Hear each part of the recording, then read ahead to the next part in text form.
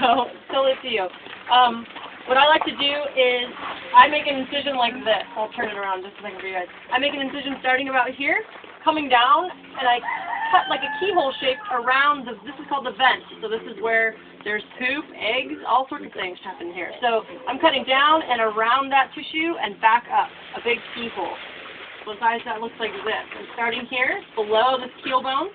I'm coming down. I'm going to go around the vent and come back up and join that cut. Now, there's not a lot of cutting involved. You saw how much I use the knife over there, and this is basically the only other time I'm going to use the knife. So, and the reason I don't start really high on the bird is because this is the breast. I like to keep that covered with skin. No one wants to see that muscle exposed, or maybe they do, but...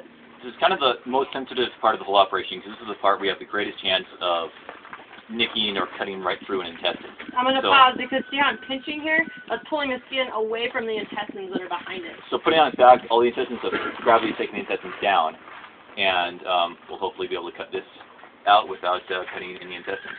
Okay. Now, if you do have a hole in the intestine or something, just get everything out as quickly as possible, rinse it as much as you can. But hopefully by taking away the feed, there's not much in the intestines at this point. Once in a while, I'm going to show you where I am will right be now. full and they have some way they got cut feed. down. This vent is sort of loose at this point. It's not all the way disconnected, but it's getting there. You guys see that? The vent, which was right there, is now loose. There's still some connective tissue. There's usually a layer of fat right around here on a bird, depending on the kind of bird you get. Just kind of cut through that. And again, and here, look, we can see intestines now. I want to show you guys this so you know what they look like. You see the coiled intestines in there? That's what I was trying to avoid cutting into as I opened up the bird. I was trying to keep my knife tip away from that stuff. Okay, so now we've got a pretty nice incision. We're still looking pretty good here. Just want to make sure that this vent is totally separate from everything else. And you can see, as I pull a little bit on this, that the intestine is still connected to this, right? That's the goal. Keep that on there. Okay, so I'm going to pause on the knife. What I like to do now is get my hand in there, and then depending on the size of the bird and the size of your hand, it may be one finger. It may be the whole side of your hand. Just depends. And I'm just going to tease out the intestines. I don't like to do this too roughly because they do break, depending on the kind of bird. So I'm just kind of breaking little connective tissue. I'm like making a scooping motion inside the bird, which is just separating guts from the walls of the bird. Okay? And I'm not, being super delicate about it, but... And I want to point out that both Ken and Susan they've been talking about ways that you can avoid cross-contamination, right? Talking about ways that, okay, so if you have a break, you got to think about everything that it might be in contact with and make sure everything is clean. So far, we haven't had any manure. You haven't had any, so we haven't had to learn from that, but yeah. Yeah, it will happen. It will happen. Yep. The other thing I'm sort of being careful for inside the bird is this little guy right here. Can you see this dark green thing right here? This is the bile. And bile is just not a cool substance. I don't want to break that. So that's the other thing I'm being gentle about. It does kind of contaminate things. It's dark green. It doesn't make things taste good. So that's the other reason I'm being a little gentle. So I'm teasing things out. I'm going a little farther in now, all the way up to this chest cavity to loosen some things. I feel some traction up there. But what I'm searching for, what I'm going to hold on to, is the gizzard. So the gizzard, wow, this bird has a really interesting looking gizzard. This is the gizzard. This is this muscly pouch, which is where the chicken chews its food, right? It's full of rocks.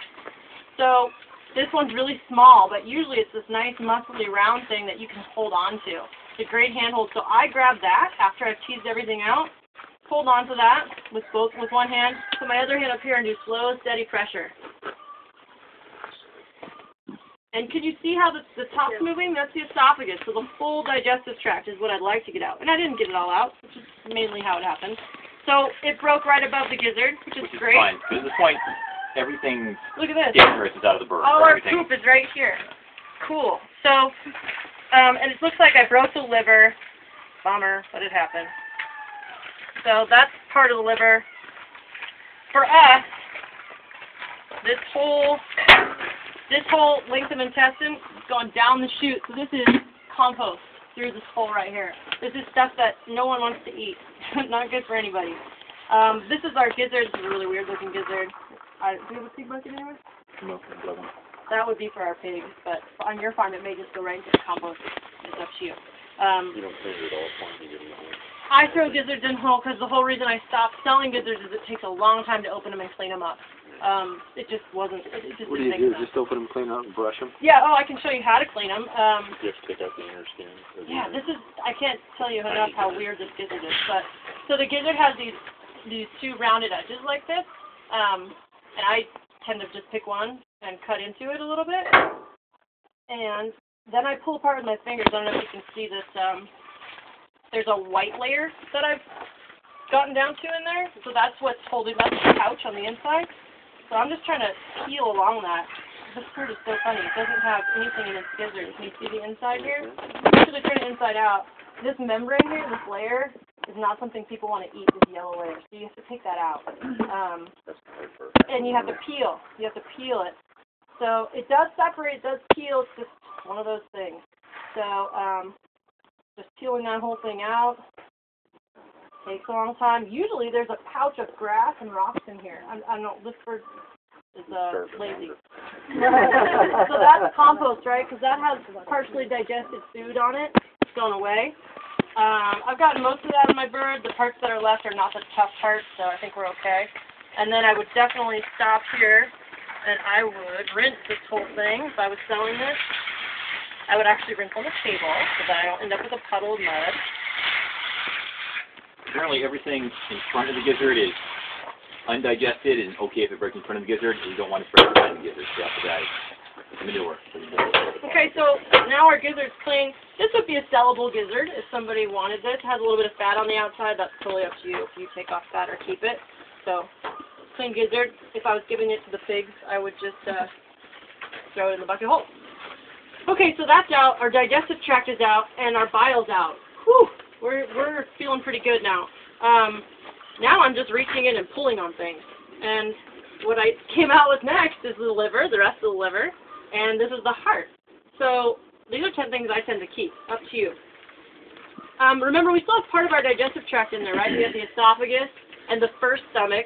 Technical term for it is the proventriculus.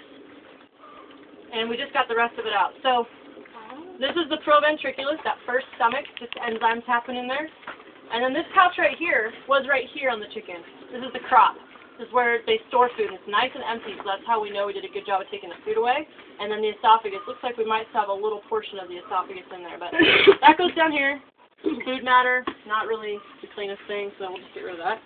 I'm going to rinse at this point because I see some stuff on my table that I'm not excited about. I'm also going to spray off my bird to make sure nothing got on my bird that I didn't want there. So I should be using this. Is this on? Yeah. I want to point something out about these hoses. What's tricky is that you want to have a length of a hose so to give you maneuverability so you can move around with it. But I will tell you that if ODA did happen to come out to your place, I mean, they're not going to come out with the handcuffs, right? They're coming out and they say, gosh, we'd really like to see da-da-da-da, right? They might say, you know what, we'd really like this hose to end here. Because what about, you know, Right. strikes through. Just sitting on the side of the table. You sit on the high side of the table. There's, you know, you're just always having to think about, What's it touching? you know, is the table tilted in such a way that the water's cooling here and it's not getting out here? You know, you just got to always think through what are the ways that this chicken could get in contact with something. And this is food grade hose. Food grade hose, yep. So this is, you can buy it at an RV store, Home Depot, Harbor. It's just RV hose for potable water for food grade uses. So, bam! But there you go. But then you have to think about, okay, but is that long enough for me to do what I want? So I know this is a challenge, right? And there's, when we did this workshop up in Corvallis, those guys have a slightly more elaborate setup where it's a big open air tarp. You were there, but, you know, and they had to redo how they had some plumbing, and then they had all of their water. Now also look down at the ground.